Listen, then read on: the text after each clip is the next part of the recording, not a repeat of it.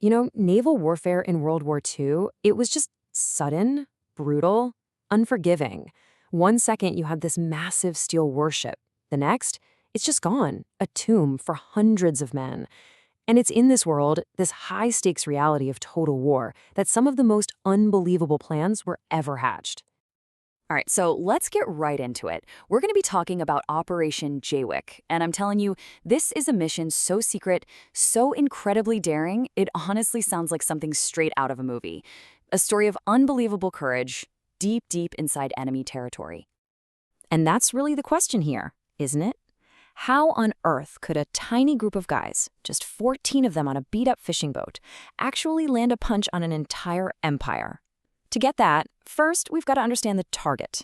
So before the war, you have to picture Singapore. It was the absolute crown jewel of the British Empire in Asia. A huge port, a massive naval base. They called it the Gibraltar of the East. Everybody thought it was completely untouchable. But then the impossible happened. In a campaign that was just shockingly fast, Japanese forces completely overran the island. The surrender, it wasn't just a defeat. It was a catastrophic blow to Allied morale. And for 80,000 soldiers, it was the beginning of an absolute nightmare. And life under occupation, it was absolutely terrifying. The Japanese military police, the Kempeitai, they ruled with an iron fist. The Sokching, or Great Purge, saw thousands upon thousands of civilians executed. This was the incredibly dangerous world that any would-be attacker had to step into. But it's out of these ashes, out of this total defeat, that a truly wild idea starts to take shape. An idea that didn't rely on massive armies or battleships, but on pure, raw, unadulterated nerve and stealth. Now this is where it gets really interesting, because you have two totally different worlds colliding to make this happen. On one hand, you've got Major Ivan Lyon, a British officer thinking up a bold commando-style raid. And then you have Bill Reynolds, an Australian merchant seaman, who, while he was getting refugees out, noticed something incredible. Japanese warplanes just ignored his little fishing boat completely. The two of them meet, and suddenly they have a plan. So they needed a Trojan horse. And they found one in this captured Japanese fishing boat, the Kofuku Maru. They gave it a new name, Crate, after a small but very venomous snake, and that name was just perfect. It looked harmless, but it carried a deadly, deadly bite. This little boat was their ticket to hiding in plain sight. And what was the Crate's bite? Limpet mines. The tech here is just brilliant in its simplicity. You swim up to a ship in the dark, you clamp this thing to the hull with powerful magnets, you set a timer, and you just slip away. It's silent, it's deadly, and it's absolutely perfect for a mission like this. Okay, so let's break down the plan. And I gotta tell you, every single step sounds crazier than the last. First, sail a tiny boat 4,000 kilometers right into the heart of the enemy's backyard. Second, disguise yourselves as local fishermen. Third, paddle folding canoes into one of the most heavily guarding harbors in the world. And fourth, plant the mines and somehow get away clean. Insane. So they had the plan. Now they had to actually do it. 14 men, all part of this top-secret group called Z Special Unit, set out on what was pretty much a suicide mission. The odds against them were just astronomical. Just look at this timeline for a second. We're talking about over a month of constant, nail-biting tension. They leave Australia, and just 5 days later, they're sailing through the Lombok Strait, deep in enemy territory, boldly flying a Japanese flag. Can you imagine the stress on that boat? And the disguise? It had to be absolutely perfect. There was zero room for error. They couldn't look like Allied soldiers, so they wore sarongs, and they literally dyed their skin with dark makeup, trying to pass as local Malay fishermen.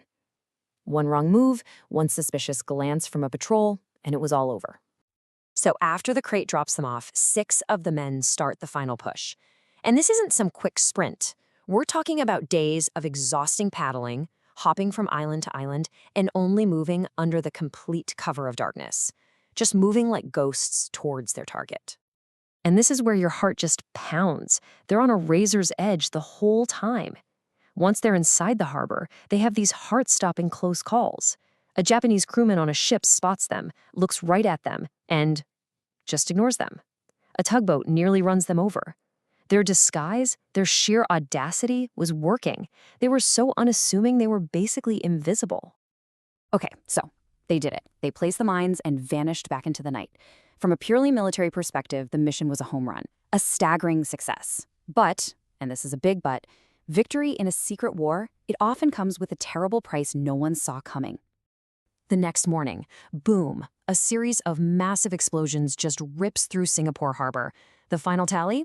35,000 tons of Japanese shipping either at the bottom of the harbor or severely damaged. A huge hit delivered by just 6 men in canoes. And maybe the most incredible part of all, every single one of them made it back. Against all odds, the crate and its entire crew of 14 sailed back into Australia. It was a flawless operation. Or at least that's what it looked like. But this is where the story takes a really dark, tragic turn. The Japanese were so completely blindsided they just couldn't wrap their heads around the idea that an Allied raid was even possible.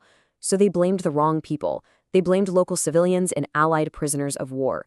On October 10th, the Kenpitai started rounding people up, kicking off a wave of torture and arrest that became known as the Double 10th Incident. And this is the real human cost.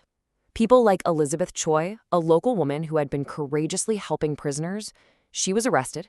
She was held and brutally tortured for 193 days for a raid she knew absolutely nothing about. Her words are just a chilling reminder of the terrible, unforeseen fallout of Operation JWIC. You know, this kind of warfare, these small, elite commando teams using stealth and special gear, it wasn't just Operation JWIC. It was this terrifying new kind of naval combat that was popping up all over the world during the war. Just take a look at the Italian Frogmen, for example. 2 years earlier, they literally rode on top of human torpedoes right into Alexandria Harbour and crippled 2 massive British battleships. The methods were different, the targets were different, but the DNA was exactly the same: unbelievable bravery and relying on stealth instead of sheer firepower. And the legacy of these incredible frogmen, it really does live on. The hero of that Italian raid, a guy named Luigi Duran de la Pen, was so respected that the modern Italian Navy named a guided missile destroyer after him.